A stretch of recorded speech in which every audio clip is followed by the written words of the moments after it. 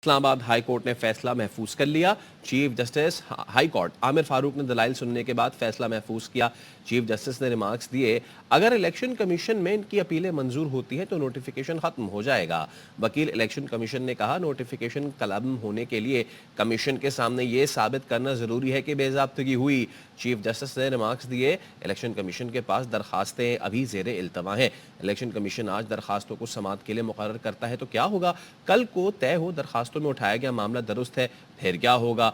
Election commission का तो अपना हुक्म इम्तना था, उन्होंने नोटिफिकेशन कैसे कर दिया? हम कमेंट नहीं करेंगे कि इलेक्शन कमीशन के सामने दरखास्तें काबिल समाअत है या नहीं। वकील इलेक्शन कमीशन ने कहा, इलेक्शन कमीशन ज़ेरे इल्तवा दरखास्तों को ऐसे सुनेगा जैसे नोटिफिकेशन है ही नहीं। अदालत नोटिफिकेशन का लदम करार दिए बगैर मामला इलेक्शन कमीशन को भिजवा दे तो एतराज़ नहीं। दरखास्त गुजार शुएब शाहीन ने कहा, जब सारा अमल ही दोबारा होना है तो नोटिफिकेशन का लदम करार दिया जाए।